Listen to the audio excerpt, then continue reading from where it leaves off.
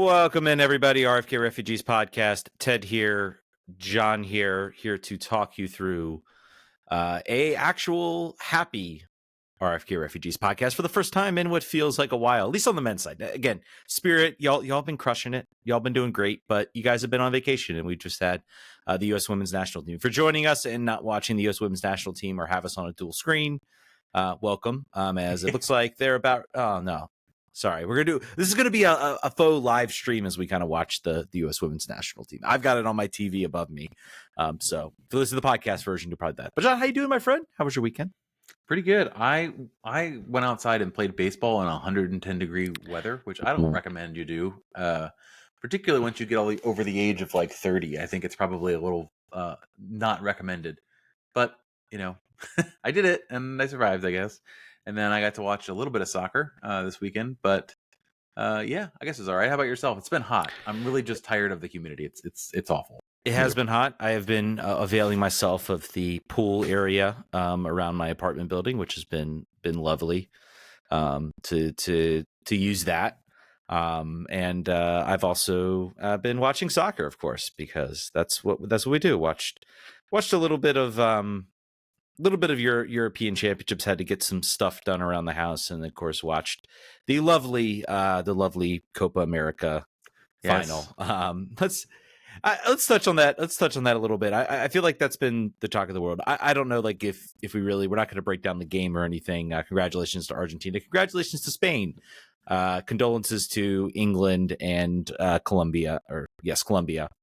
But let's talk about like just the nature of these international tournaments and the broadcast and kind of everything surrounding them.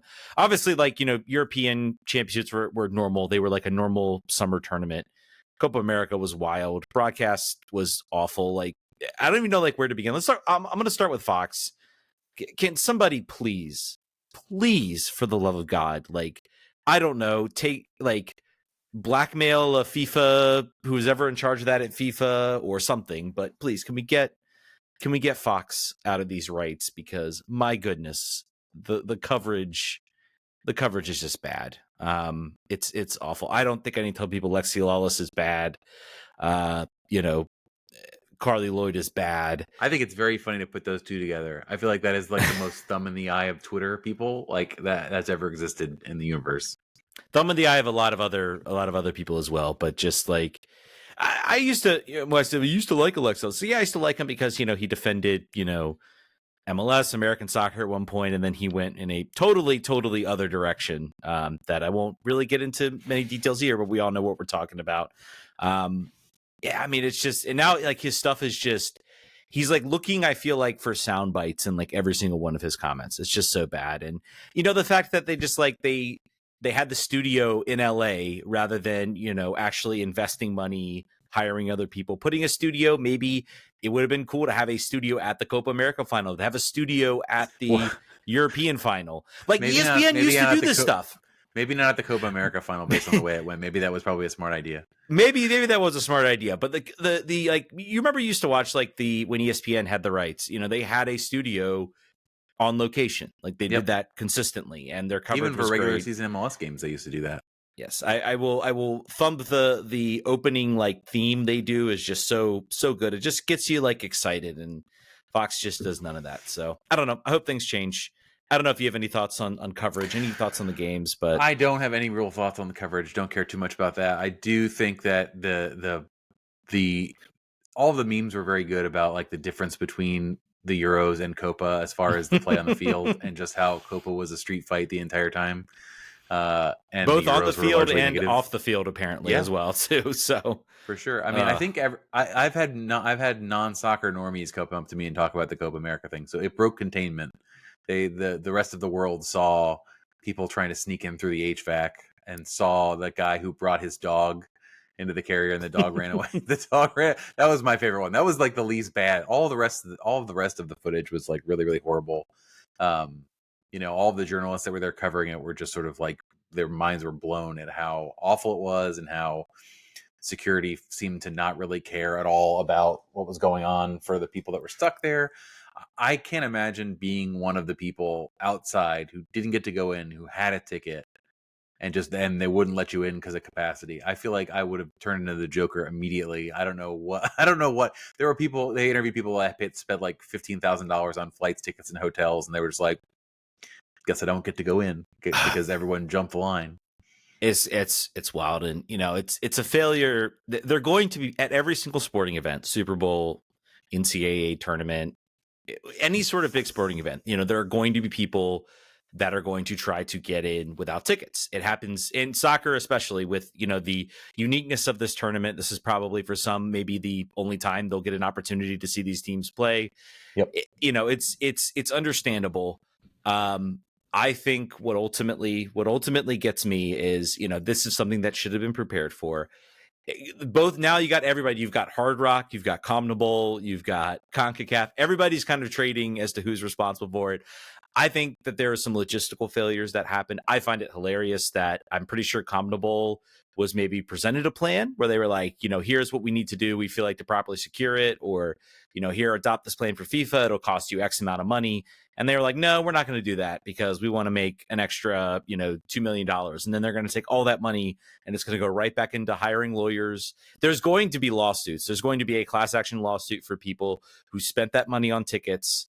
It's going to be wild, I think. I'm glad that it has nothing to do with DC United for once. Yes. that makes me happy. That does make me happy. But let's get into it. Speaking of DC United, let's get into it. DC United 2-1 victors over Nashville SC. Their first win in 2.5 months, I think, at this point. Years, I'm not sure. Yeah, who knows? It's been bad so far. But it feels like we'll get into some other news. We'll get into some signings that are supposedly going to happen. I don't think we've really. Some signings became official that I don't think we really dived into too much. I think maybe we'll get into a little bit of that. Right. There maybe is some light at the end of the tunnel, along with some sad goodbyes, which we'll get into that in a minute. But let's talk about the game. Coming into this game, it's easy to say in hindsight, but I did kind of have a thought where I'm like, the vibes are so bad, but I feel like this is a game. You got some players coming back. They had an actual bench. They had a week off. A full bench. Yes, a full bench. They had a week off, and they were able to actually devote, not to be bouncing between games. Maybe there was kind of a reset. Christian Benteke took the team out to dinner. There apparently was a team dinner, so maybe that might have been hey, let's get some happy, good vibes. Right. It's like a good line of demarcation of the season. Before the dinner, after dinner. After the dinner, we're 1-0 with 3 points. This is a new. We're starting fresh. But I think the game opened up, and DC gives up the early goal. I think we'll get into some hopeful defensive improvements that might come in this window. But overall, they came out of this game, and I was like, this is the team we saw early on in the season. This is a team that's pressing, winning the ball. I think having Click back there, even though can I point a specific moment he made in the game? Nothing really comes to mind specifically, but I think it was sort of a team effort in that press, and him sort of being an extra player to kind of, avail himself of that press and to do that press. I think, and help out in that press, I think made that game a lot easier. And I think he was a player that was sorely missed in this game. Give me some of your thoughts, I guess, first half. Starting the game. Starting the game, just happy to have a full complement. I think that's really important. I think having Alex Bono back in the net. I think, we talked about what was that all about? What was this run of Tyler Miller all of a sudden all about?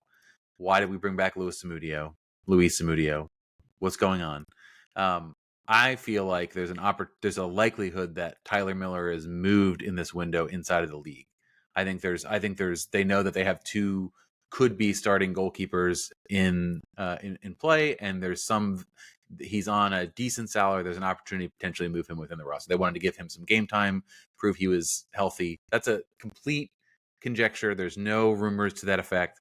I just and also it coincided with a very deep bad run of the team, and Troy may have just wanted to shake it up.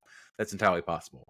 But I think that's what he's talked about. To be fair, he said he wanted to kind of shake it up. Then why bring back Zamudio and still have the third? Have Corey, what's his face, the third keeper that's been around? What's his Because name? Zamudio has been very much locked on that bench. He has not played at all for Colorado. So do you think they'll find him another loan in the summer window? I don't know. I think they're looking at their I think maybe they're looking potentially at the Celtic game. I think bringing him back to run him out in that game. He's not getting minutes. He's not getting time in Colorado. I think if he was starting week in and week out for Colorado, he would not be here. Truthfully, I think they said he's not getting minutes. We've got this game against Celtic. Here's an opportunity to see, if we feel like there's anything there. I could very well see if he plays against Celtic and he does poorly or he doesn't really show anything, maybe this team and maybe he gets a Leagues Cup match. Who knows? I think you could see them potentially start to move on from him. I don't know where it leaves the team. The goalkeeper core is I don't know where you go with the goalkeeper course. Do you stick with Bono? Do you? It is weird, right? Yeah. It's not the problem, but it's also not the solution. Yeah. There's no one here that you would say I'll throw everyone else in the lake. And it's also not really the reason why we've lost matches. It's been the reason we've stayed in some matches. There was a great save by Bono in the second half that kept the game level. Two of them. So they're it's tough to say. They could certainly clean slate and pick a new number one. That would be completely reasonable and understandable. But I do think that it's somewhat duplicative to have both Bono and Miller on this team. I think that you could probably anyway. That's a guess. Yeah, that aside, I think what we've learned is I wouldn't say Miller's been perfect. I think Miller is he's made a couple good saves. He's also had a couple bad moments. The moment against Cincy, I think comes to mind. I think a lot of people thought after that moment, okay, now you just go back to Bono. I think what Troy Lesesne said is, I think the season is careening out of control. I don't want to kill Miller's confidence by benching him. I think I want to give him another shot. And I think he gave him a couple more shots. It clearly wasn't working out. I think now it's now it's, back to Bono. And I think this was a sense of, I want to get a full picture of who he is and where I think he can be an actual improvement over Miller. And I think the answer comes up as no.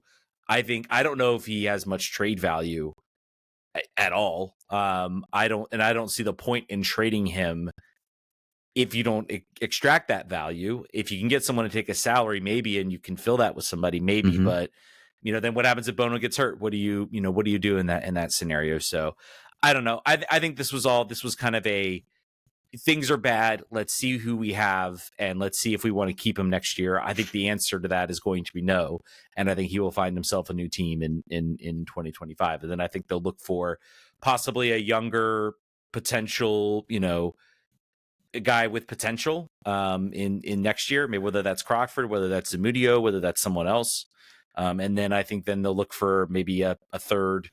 Maybe somebody out of the academy. I don't know. The problem is you can't see Zamudio in training, but he seems when he did play in USL, when he did get opportunities, I think won goalkeeper of the month in USL. I think he could certainly hack it as a backup keeper in MLS. I think if you're talking in any given season, a normal backup keeper starts 4 matches a year. Typical goalkeeper injuries are not hyper common. So I'm just curious what the average number of backup keeper games, cup games when those used to exist, Leagues Cup still. I don't know. Anyway, that's not worth a long digression. Fair enough. We've already probably given it much, but back to the game. Yep. Let's talk about the goal. What do you think about up. Herrera as one of the 3 center backs, the right side center back? I don't like it because I feel like this is, it mutes a lot of his abilities. Though again, we'll get to the goal that Dahomey scores. Does Herrera take a shot like that? I don't know. Dahomey's a more attack-minded player. I think I think this team is preparing with the signings that are coming in. I think the 3-5-2 is sort of a right now out of convenience. I don't think you're going to see this team, and I could be wrong. I think you're going to see this team eventually switch to the future of this team is going to be a 4-2-3-1 with Schnegg, Herrera, left back, right back, 2 center backs, whether that's pick your 2. Yeah, whether that's probably McVay and Bartlett once they're healthy. then I think then you shift, and then you're going to have Borisino and Peltola kind of being your defensive destroyers and kind of, ball winning players, and then you have three, take your pick. It's probably going to be right now Stroud, and possibly Click filling that role in that kind of midfield role, and then out left probably Ted Kudipietro at this point with Benteke up top, and that's kind of where I'm thinking with the signings they're making and with everything else they're making. That's kind of where I'm feeling like this team is leaning at this point. So yeah, I don't think Herrera as a center back is going to happen. So I think that was a situation of emergency and need rather than what's best for him or the club. But it worked out in this particular case. Was Bartlett injured this week? Bartlett was suspended. He got suspended on yellow cards. The red card. He had the red card. He had the red card. How did I forget another red card that this team had? So he's back next week. I think that probably dictates. Back on Wednesday, tomorrow. Back this week. We could talk a little bit at the Celtic game later too about what we think is going to happen with that. But like we said, a full roster, a rarity in this case. I think we're not going to go deep, step by step in this game. I think we have to talk about Christian Dahomey. Obviously, he's come in for, I don't know, probably the most criticism other than Gabriel Pirani, at least out of me and probably out of the show. And the funny thing was his first goal was ugly. Like he made a good run. He made a smart late run to put himself in a spot. But that was and Lloyd Sam sort of indicated too. He's like, well, it went in. That's what matters. He won't be mad at it. Yeah, and before we get into that, I just want to talk. I feel like the game plan. What was very positive about this game for me was, and something that makes me kind of excited as this run goes in. We talked about when Benteke was suspended, and we talked about this team has been so heavily reliant on him. Maybe having a couple games where they get to kind of work some things out. And, they can't rely on crosses, just aimless crosses to Benteke. Maybe they have to pass the ball. Maybe they have to move the ball. Maybe they have to have guys make runs. And, I will say they got some opportunities in this game. Almost their entire opportunities in the first half did not come from Benteke. Their Benteke opportunities. They came from, really Nashville, to their defensive credit, kind of sat in a shell, crowded up the box. It left a lot of space out wide and let a lot of out space for Dahomey. But to DC's credit, they tried to move, they tried to pass. I think there was a probably the best opportunity came from Stroud, who got the ball at the top of the box and hit a shot that forced Joe Willis into a save. And then there was another nice little move from Martin Rodriguez to find Ted Kudipietro. Not the not the best shot from Ted Kudipietro in the world, but they created opportunities and they got chances where they could have, gotten a goal and maybe gotten the tying goal in the first half. And then you still have that aerial presence of Benteke on the tying goal where he wins the header off the free kick, off the corner kick, heads it down. Yeah, it's ugly, but Dahomey does make the run and does put himself in that position where all he has to do is really just put any type of direction on it, and it's probably going into the back of the net. So a goal's a goal. And then 2 minutes later, he scores the opposite of that goal in that he tried his luck and he just belted it, not upper 90, but right into the roof of the net on the near side, just kind of smashed it. I think that Joe Willis did not expect that shot coming from that angle at that velocity, and he was not prepared for it. But quickly took the lead over a course of 3 minutes early in the second half. Yeah, and I think that's something to watch in that, the reason he has that space is because Nashville backed off. They were like, we're just going to gunk up the middle. We think you guys can only score if Benteke gets open opportunities or is 1v1 with like a defender, and we're just not going to allow that. And DC said, okay, well then we're going to try to pass and move, and we're going to let Benteke play the Jamie Tart dummy role, and we're going to get opportunities. And it was a great effort from Dahomey, but something to watch. Wednesday, I'm going to be very curious to see if that's something we see continue. Yeah, I think too, they also backed off on that particular play. They backed off because they've watched tape of him and they're like, we're we're not super concerned about this happening, and rightfully so. So anyway, you got to give it up. You got to give it up when the player that you've been dogging all year has a good game. He had a good game. Congrats to him. Curious to see if he's able to follow it up with more productivity. At least confident. Like clearly, the confidence of the first goal gave him the confidence to take the second. To take the second. So let's see that continue. I'll be curious. I'll be curious with last thing on Dahomey. I'll be curious to see Schnegg comes in. Obviously, David Schnegg is going to be your starting left back. Yep. So that opens him, that potentially pushes him out of the starting lineup, which I'm sure he's not happy about. But I think it also could open up an opportunity for him to, to get another moment in his natural position where he can just be an attacker. And that is where he's been most effective. It puts Jacob Murrell down one step in the pecking order. Should he get back in there? And I think that's not horrible based on, I don't think that's the worst thing. Wonder what kind of, with absolutely no defensive responsibilities, what kind of player can Dahomey be? He was a better creator before he got into that wing back spot. He was not prolific scoring the ball, but he was able to create chances in a way that was useful. So, like you said, something to watch. The one stat that cracked me up and made me feel really bad and sort of told a lot about the season and the situation the roster's in. When Pirani came on, Lloyd Sam says, yes, he scored as a substitute a couple weeks ago. That's actually the only goal that DC United has gotten from a substitute all season long. Which, is that true? Was Christian Fletcher a substitute when he scored against Portland? Yeah, he was. Season? He was. I don't so then they're wrong. Yeah, they're wrong. Okay, good. It's not 100% true. I was like, that.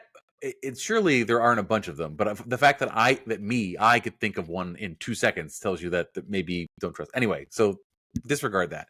By the way, Pirani looked not too great to me in the little bit of time he was on the field. I think there was an opportunity where I think Benteke played him in, and he just tripped on his own shoelaces. He's in on goal. He made a good run. I think he got a shot off. Ultimately, it just wasn't enough to put it on frame. I mean, it was opportunistic.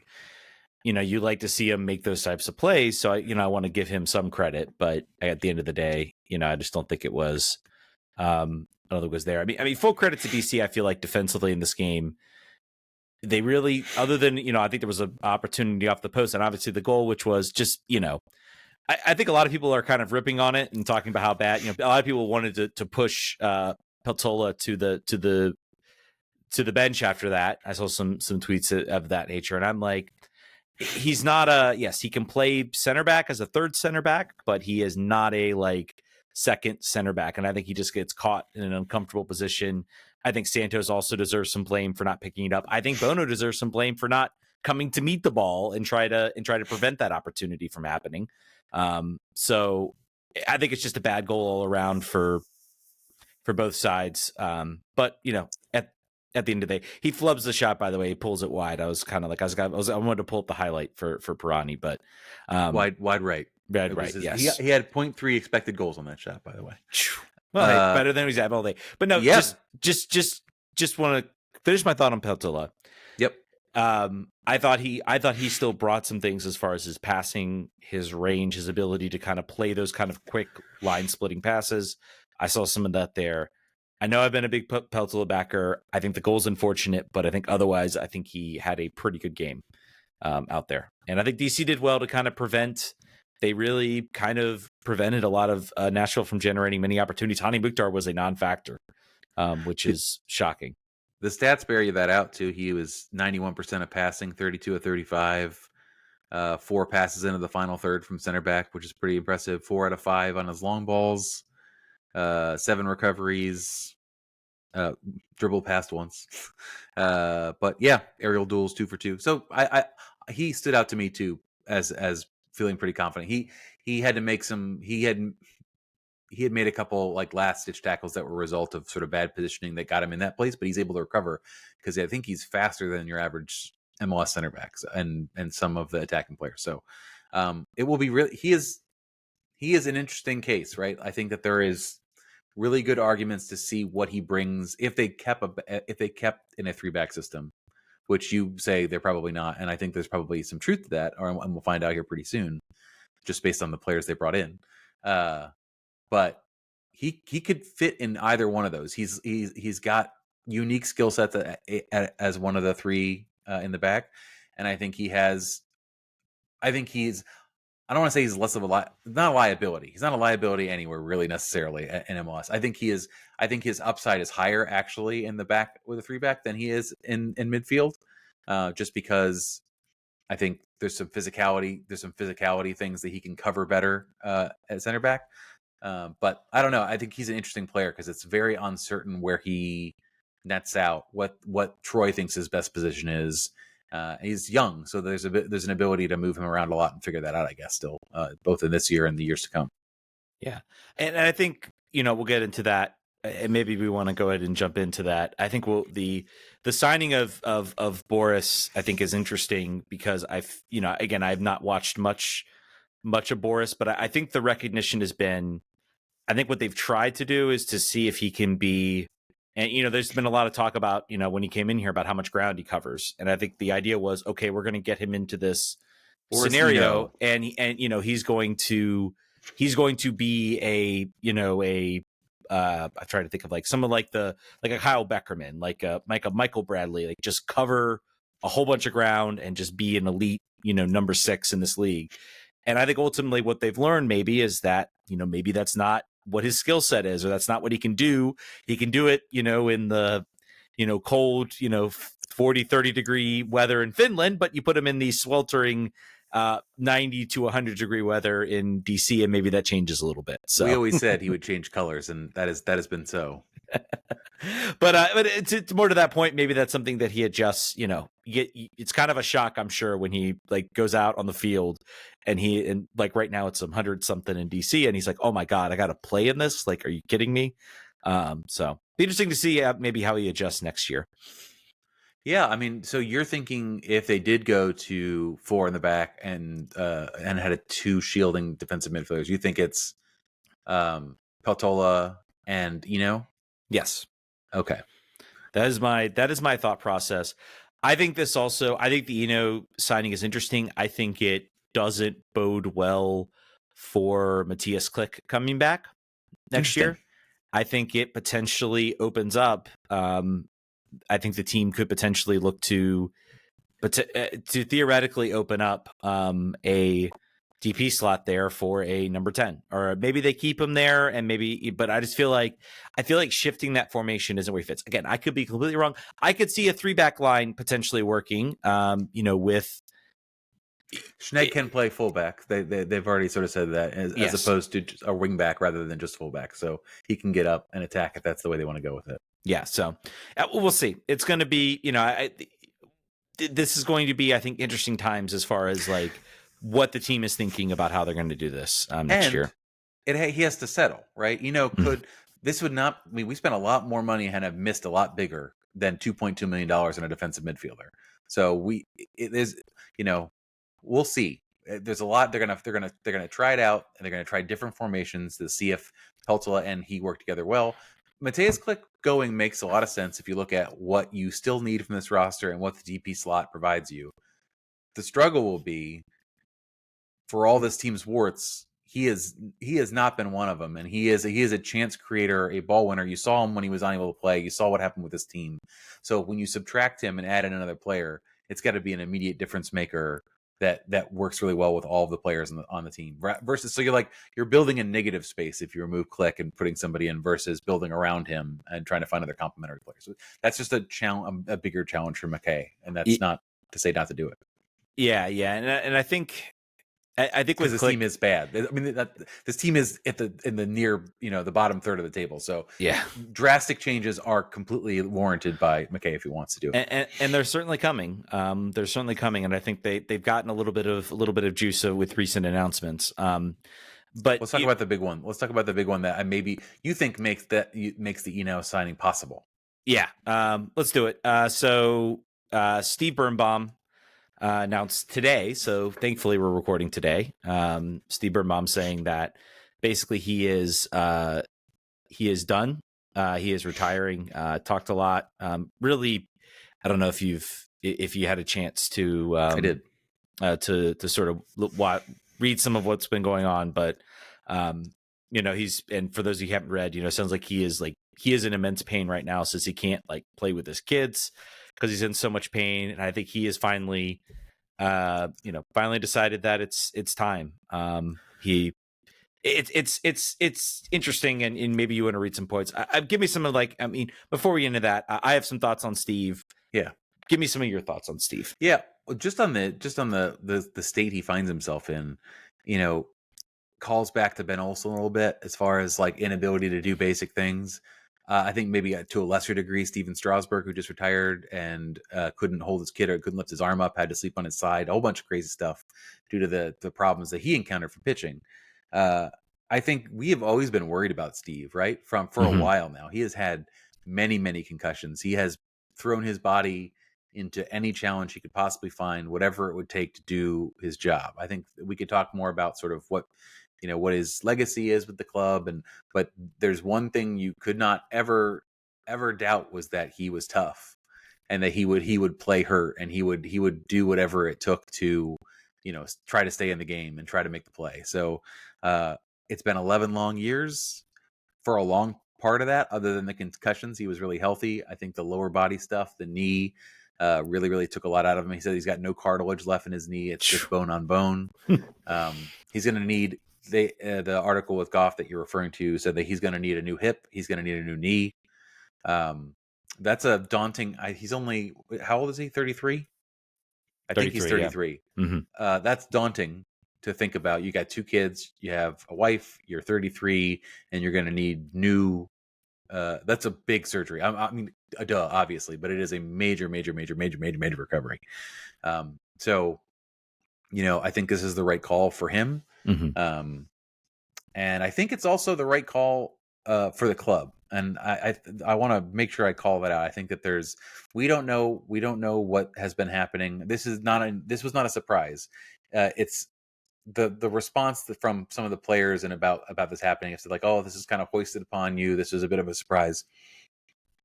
If you listen to the way Troy has talked about Steve this year, there's subtext of like, he is trying. He is doing his best. He just wants to make it back to try. And he said he wanted to give it one more shot, basically, is kind of where it was at. And he wasn't able to practice consecutive days. It's similar to Ben at the end of his career here. It's just like, he's just trying to eke it out, just trying to get through the week as best he can, just to try to get on the field. So that was been the case all year long. But here it is, July 16th, prior to the beginning of the secondary window opening or closing. It's been open since July 1, right? Yeah, it's open. No, it's open July 18th. It's a couple more days. So before that even happens, he retires. So that means he gets he's done. He's on the salary cap. The hit for him for half, we believe, for half of this year is going to be off the table for DC United. So that is space. He was also a TAM player, I believe, at 800,000. Yeah. So that is a big benefit for this club. Does that mean that there's more room for more players, or was this the move that allowed them to get Boris Eno in? And the reason why that you think that should be the case is if you read Steve Goff's article about Eno's signing, they thought they couldn't get him in here without being a designated player, but then conversations happened and they were able to get him in. So clearly that says to me very much the point that you made earlier, that these two moves are related. Yeah. Again, we don't know for sure. I mean, I think maybe there was some conversations. Maybe there was it seemed to read to me also maybe that, his club in Israel was like, hey, no, we want more money. And they were like, no. And DC was like, no, we can't do that for these reasons. And maybe word gets out to Eno, and he's like, no, I want to go. So either you make this move happen or I'm going to be upset. Because I think he wants to, all due respect to the Israeli league, it's not, the highest league in the world. And, again, the team he's playing for is not competing for Champions League. Let's just say that. And probably not the time that you'd want to be there, all things considered. Probably not the best time to be there. So, I think you can tell by what happens the rest of this window.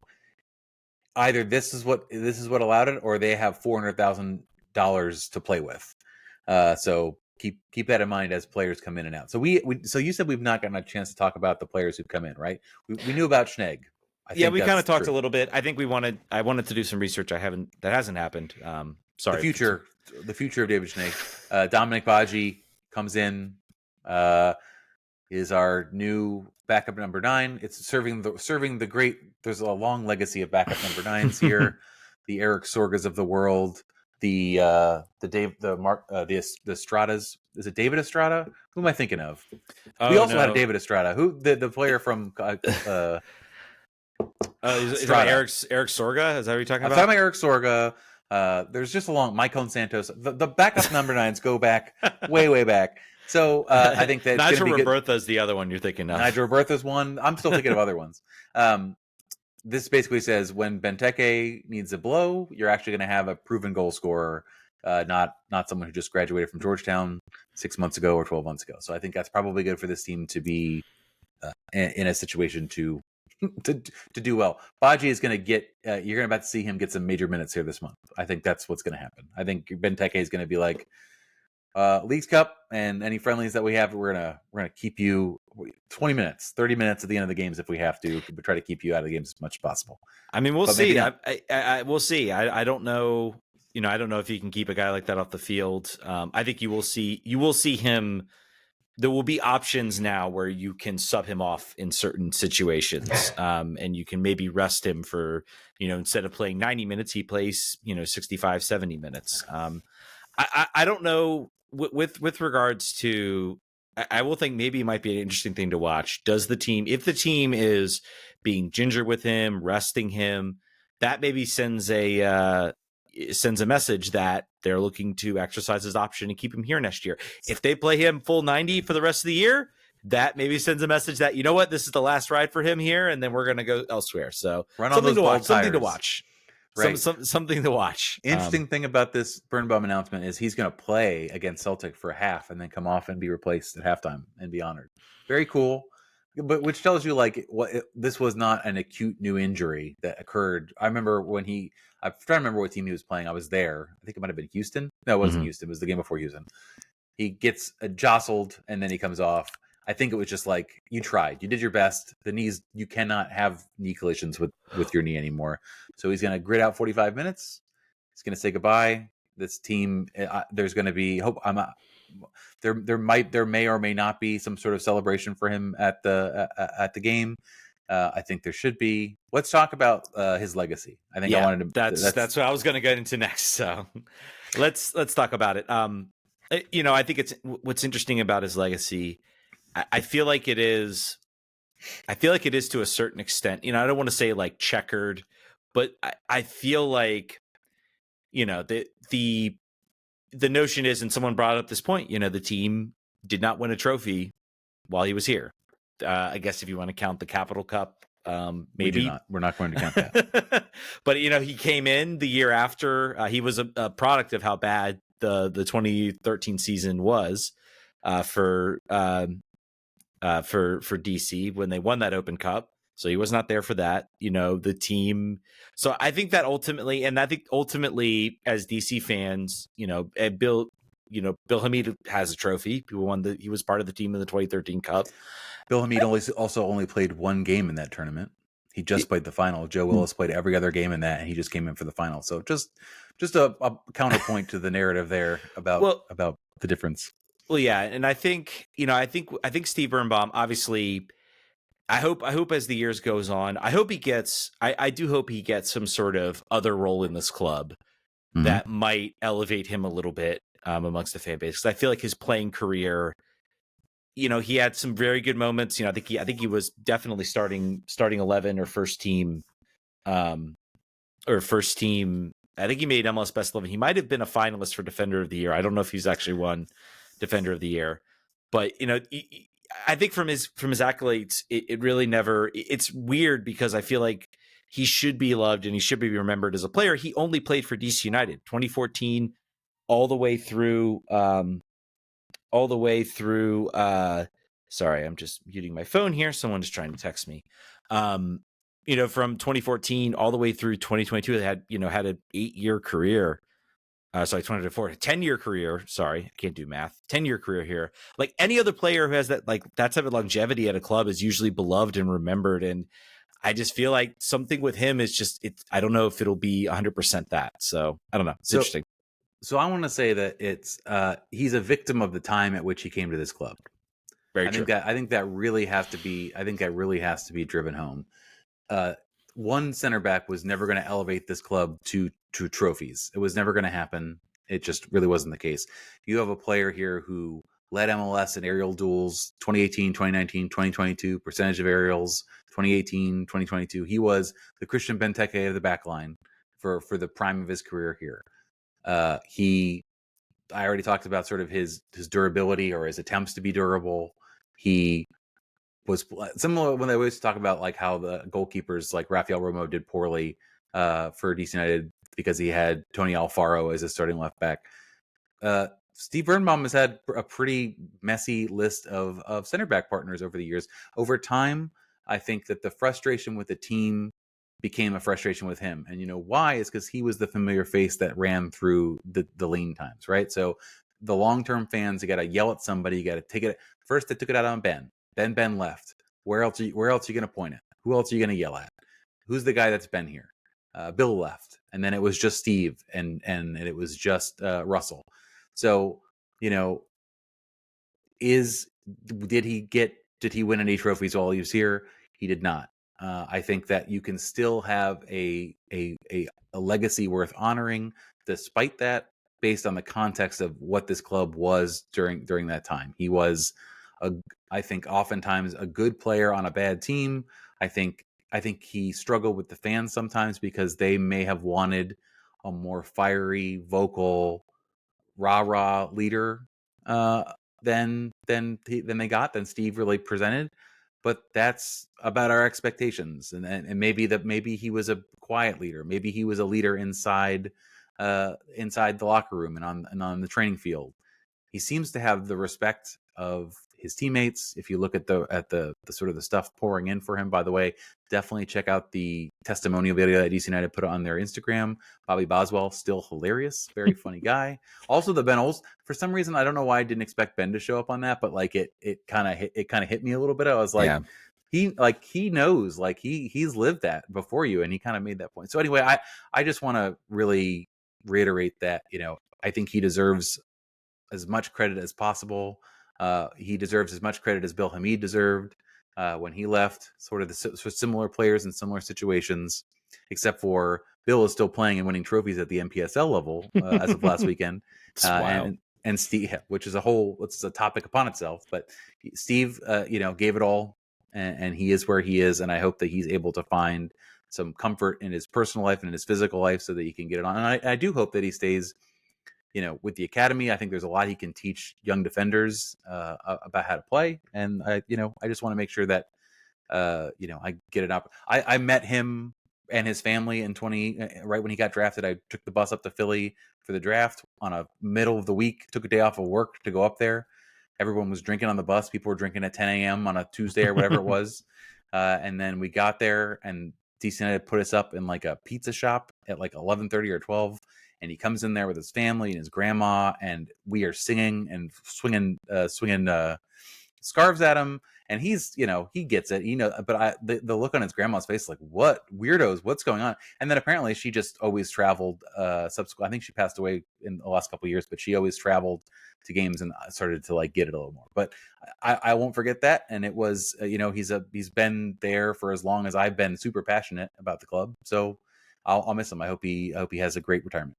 Yeah, and I think to your point, I think there's a lot you said there about the fans, and I think he had the unfortunate nature as well to be matched up against Bill Hamid, who was there during that time. And Bill, we know, is started out at the academy, was pictures of him in the Barra Brava, and I feel like this is a guy who was drafted from California. I think he is no less a DC United player than Bill Hamid. I think he was been an incredible. I've always thought he has been better than what a lot of people said he is. The numbers bear it out in a lot of cases. Said that. We have said that through the years. I think that we're pretty dependable on that. Yeah, and there's just a lot of things about that. I mean, obviously his best year was when he was paired up with Bobby Boswell.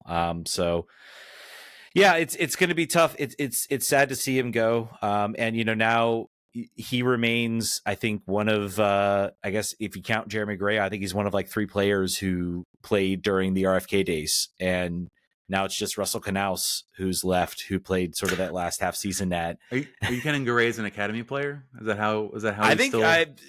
I'm gonna go with Brendan Cartwright. I think Brendan Cartwright pointed out that Garay is still the longest tenured player at DC United, even longer than Russell Knaus. I think that's what he posted. I was kind of reading quickly. Let me.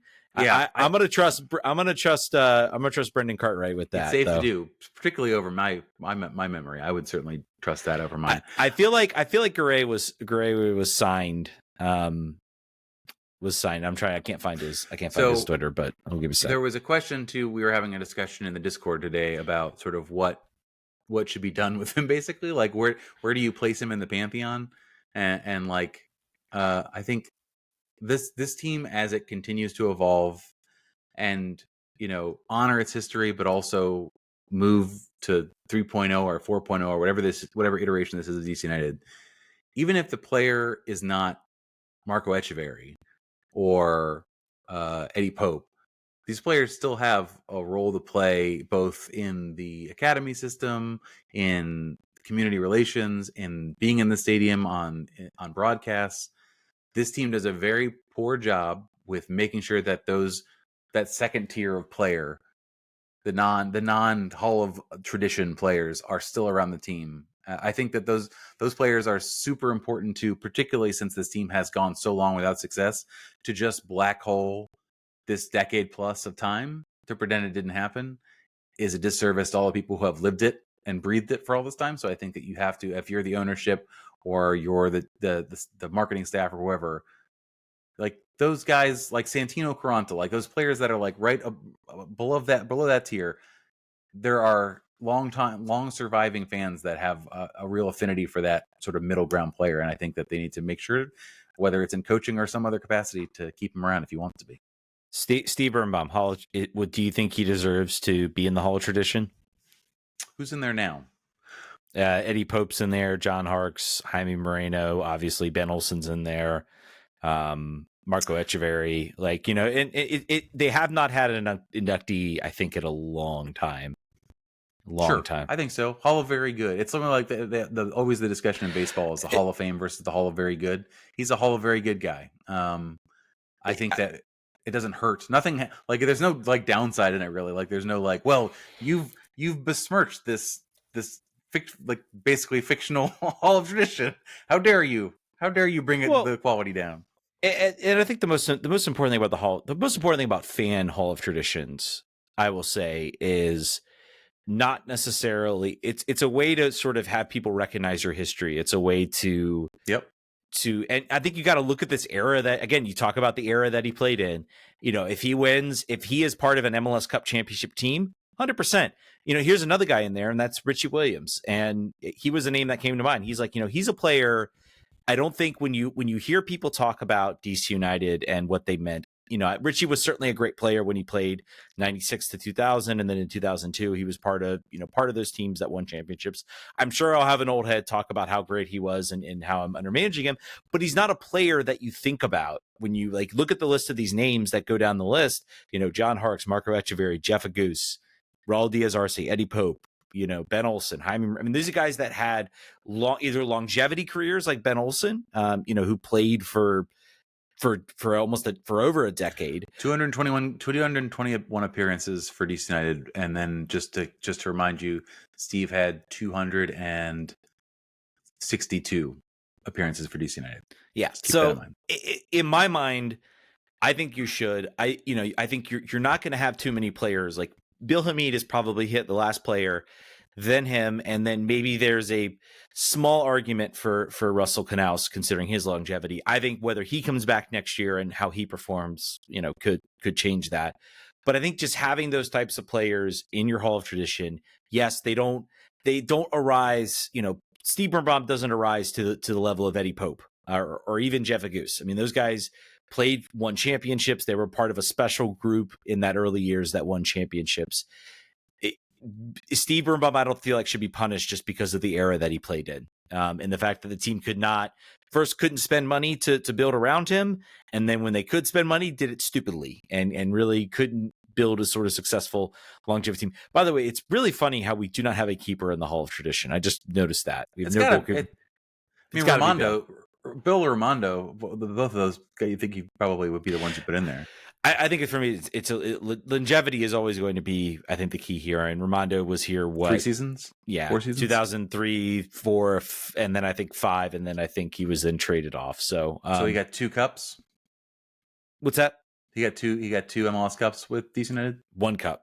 One. Just 2004. That's all he got with DC. So yeah, I mean, I think he deserves it, and I think it's it's about. Yeah, I think it's high time that DC start to look to do something like that and to induct a player like that. I think Bill should be first. I think you get him in there and you induct him in, but this team has been very quiet about those types of things, and I think regardless of the success, I think it's important to bring those types of things back and to sort of keep the connection with the fans. And I think that's the most important thing. They seem to just want to blink and put the lean years of RFK, just forget them, just fold them up and say, that didn't happen. We won a bunch of trophies. And now here we are at Audi Field. But unfortunately for them, there was a long period there where they were not winning things and they were not at Audi Field. And trust me, I know. Yeah. that is my proving ground in DC United. Also, look at this roster. Who's gonna play 11 years for this club? Yeah. Nobody. No one. Nobody is. It's just not going to happen. If Ted Kudipietro if he blows up, he's going to want to move up and move on. Mm-hmm. If he doesn't blow up, if he just sort of stays where he is, he won't stay here long term because he won't be able. Won't be. That's the thing I was sort of talking about too before. Is there is a. It's just maybe the way MLS is evolving or whatever, but there is this meaty middle of these players that used to last at clubs for 6, 7, 8 years that were good MLS players, but didn't really aspire to go to play in Belgium, a marginally better league or whatever it is for a little bit more money. That just wasn't in the cards. So they just stayed and they became club legends. They're just synonymous with success there.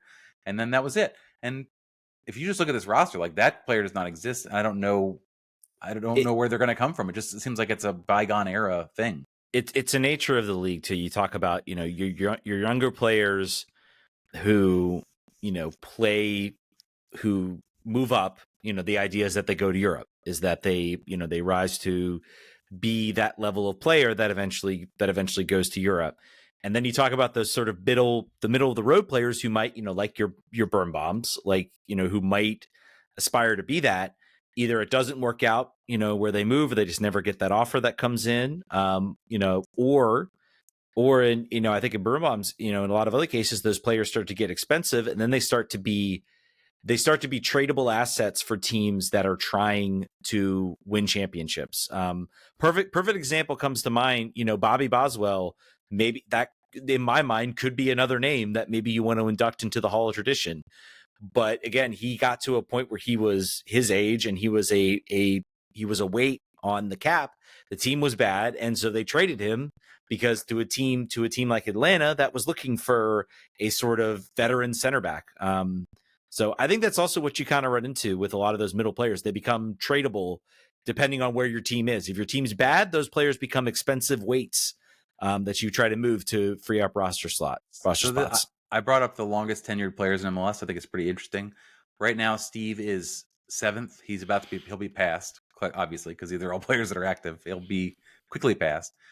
Players above him, Andre Blake, obviously drafted the same day as him. So that's someone to think about there. Stephen Fry, 10 years, 7 months. Jonathan Osorio with Toronto, 11 years, 4 months. Andrew Farrell with New England, 11 years, 6 months. Ryan Mira with New York Red Bulls has been there for 12 years. 12 years as a number 2 goalkeeper, by the way. Yes, that is wild. That is wild. Crazy. And Diego Chara has been with Timbers for 13 years. Jeez. So those are guys in their clubs. Maybe, sorry, all due respect to Ryan Mira. Yeah, not going to be on the Hall of whatever they have at Red Bull. Those are guys that are going to make their teams Hall of Fames. Osorio's been long tenured. I'm sure he's beloved. Diego Chara as well, longtime legend of this club. 38 years old too, by the way. Yeah, jeez. So I think there certainly is. I think there are certainly those players. I just think you're right. You don't see them as much as you used to. And I think there's certainly good reasons for that. Dax McCarty is like the perfect example of this. A guy who's been like excellent good, a team that can sort of elevate a certain team, but you get to a certain point in it, and the team's like, you're a massive winner on our contract. We're trying to rebuild. Have a nice life. So I think a lot of it too is the decline of the draft. Like I'm looking at a lot of these players are MLS draftees. I think there's something that I think it's funny that Alejandro Bedoya is 14 with almost 8 years in, and he had a whole ass European career for a while. He played for Randers. He played in a bunch of clubs in Europe for his 20s. So it's interesting. I think that's going to be something else to watch as well. We're going to have this wave of U.S. MNT players that are very talented, that are well known. Eventually, their career potentially could lead them back to MLS. I think there's going to be an avenue where Christian Pulisic comes back. There's going to be an avenue. I'm not saying it's going to happen right now. So Eurosnobs listening, yeah, we're talking a while. Though Weston McKennie appears to be challenging that, that nature, or challenging that idea that it might be a while. So, but I think that's going to be something else, because there really hasn't been. I mean, we talk about the era from in 2018. When you talk about players that came back, Landon Donovan, Clint Dempsey, Josie Altidore, a lot of those guys came back and I think had careers that would be considered, Hall of Fame worthy. So two last points on this. Knaus is 25th in MLS in tenure. Jeez. There are only 97 players that have 4 years of tenure on a team in the entire league. If you put all of the hundreds of players, probably active, whatever the active roster is times the number of teams, only 97 players have been with a club for more than 4 years. That seems crazy to me. That seems extremely transient. I'd be curious to see some data visualization, like how that's changed over time. Brendan Cartwright, if you're looking for a new project, this is not a DC United one; it's a league-wide one. But I'm very curious. Anyway, there were some questions. I think we kind of probably addressed them, but I asked them, and I also asked for people to send us sort of their messages to Steve as he was out the door. This is a question from Richard Rolson. Says DC United will have 2, possibly 3 new players coming in during the summer transfer window. Some of them already in. I would say it's 3. Let's see if it's 4 now at this point. It seems like it. Do you think these 3 players will help turn the season around? Do you think we will see any players leave? And factoring in the positions that are being filled, what positions would you still want to be filled this window? Do we think these 3 players will help turn the season around? I think it changes the nature of what the depth in the bench is, and it improves at least 2 positions, because Badji is not intended to start, so that is a depth position. But at left back and defensive midfield, you're now getting an improvement without a doubt. And typically those 2 positions, 2 out of 11, that might change some results here. I think potentially. I won't. I think the win on Saturday, I think, was important in that, and we'll see what happens against Minnesota. I mean, if they manage to pick up another win, this makes the end stretch a lot more interesting, where if they can put together a decent Leagues Cup run, they can build together some confidence. I mean, this is still a team, I think, talent wise, they're not elite level MLS, but are they good enough for that 8 or 9 spot in the playoffs? I think so. It seems like most of the Eastern Conference is. Yeah, and that's the nature of the MLS playoffs. And I'm not saying that's a good thing, but I mean, they could easily turn on a run. A lot of other teams could fall off. There already are teams that are falling apart. Philly started hot and they've won 1 of 17. So, it really is just a matter of if they can flip it back around, they're going to have depth coming in. I mean, I will say it's still probably a long shot. I would tend to say they probably won't make the playoffs, but we'll see how the Leagues Cup looks, and we'll see how this final stretch goes. If they put it together and they go out and they win, 3-4 games, and they put themselves in position heading into that final week, they might sneak into that playoff spot. So it certainly could happen.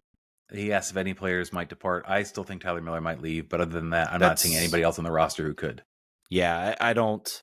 No one's going to have any value, and I think this team has kind of, I feel like, made it very clear that they are just kind of holding firm. They're not making any, we're not seeing the trades they made were very strategic type trades. They were trades for guys that, for Chris Durkin, that had value as sort of that U22 slot to a team that thought they would be contending, and they got two very good players out of it. I mean, so. And if they add another player, what do you think the need is still? I still think it would be, in a perfect world, it's a 10 or a left-sided creative player. I think that with the amount of money they have, that probably is not the way they're going to go if they're going to add another player. Yeah, I don't know. I don't know if you look to, if the center back is out there. They talked about, I think when you've talked about it, was forward, midfielder, and center back. So we have the forward in Mbaji. We have the midfielder in Eno, and that also leads me to believe maybe there was some known fact that like this was it for Steve. Maybe there was an attempt to come back, and then I think at this point maybe it was known. So I think they could look to maybe try to fill that center back role. They will not have an international slot. Eno will take up the open international slot. So that lends an interesting question as to what they try to do, or who they try to trade.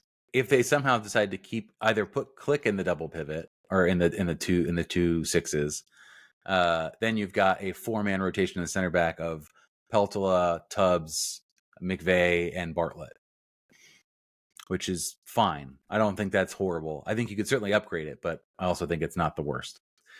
Then there was one more other question. Oh, well, Stephen, I don't know, Stefan Clow. I can't see. I'm sorry. Steven, excited about the show. Will you talk about how much roster space this frees up and what it may mean for the upcoming transfer window? So was he on 880? Can you look up the number that he was on for a full year? Yeah, I know it was above in 750. I know it was a TAM figure. It remains. We can definitely see sort of based on any other moves that occur. We can see if it was already accounted for and spent, or if it's available to be spent now. Yeah, I'll have to go to the Players Association, but I think it was 800 and something thousand. On a healthy chunk for sure. Yeah, 815,000 was his base, and his guaranteed was the same. So it's 815. So half of that was a 4 million, 400,000 for 500, whatever. But we're not 400,000. We're just going to say it even 400,000. Again, I think that is potential cap space that is freed up. I also don't know how. I don't know if they get the TAM back, or if the TAM. I don't know how any of that works. It's one of the nebulous things about MLS and how it works. So I wanted to read some of these messages from fans. The aforementioned Brendan Cartwright says, "I remember congratulating him when he'd been drafted and how excited he was. I met him again preseason at the Wharf, and he signed my Ulysses S. Grant biography, and we swapped stories about impending fatherhood. A total credit to the club and DC." At the DK in DC says, "I was at the 2014 MLS draft in Philly." I guess I was with this person, with other DC United fans like me. When he was selected, his mom came into the crowd and hugged us all. It was a really cool moment. Steve and family are forever black and red. M. Stan at DC 7223 says, "Thanks for everything, Captain. Our 3-generation family became season ticket holders in 2013, so I've been there with you the entire time. Absolute class. We're all gutted to see you go. Nothing but the best to you and your family, and hope the club does you right and keeps you in the family." Richard Rolson says, "Steve was 100% black and red through and through. Hopefully he continues to play a role with United. He could really help build the culture of the club. I really appreciated him over the last decade. He always gave it his all. I never questioned his heart or effort. Just wish injuries weren't cutting his playing career short. Hope he remains an active part of the club. I could see him being a great coach." So hopefully, I'm sure there's going to be an opportunity for that also this weekend. Hopefully he gets more of his flowers after he plays 45 minutes and gets applauded off against Celtic. MLS Next Pro coach, maybe the next pro team, possibly. I have to check. I'm not sure. A lot of the coaches share it. I wonder where he is, if he's been working towards his coaching license. I know that's been something that a lot of players have done sort of towards the end of their career, is trying to work towards that. So some of the people who were talking about him said that he didn't seem like a guy who would want to do coaching. But I think also when you're newly retired at 33, that tends to reorganize what you thought you're going to be doing in your 30s. Yeah, be interesting to see. I don't know. Maybe he lives a quiet life in Northern Virginia. So I think that's going to do it I don't think we have anything else we want to get into this show. It's been a long Nope. show, probably longer than we anticipated, but Always it is the what it case. is. Always the case. All right, guys, thank you so much for listening. We will be back on Monday to kind of sum up the rest of the season, look ahead to Leagues Cup. We'll also be talking about Leagues Cup. This will be the first time we're covering Leagues Cup because we didn't last year. Go read the Athletic article if you want to find out why. Thank you guys so much for listening. We'll catch you guys next week. Vamos. Vamos.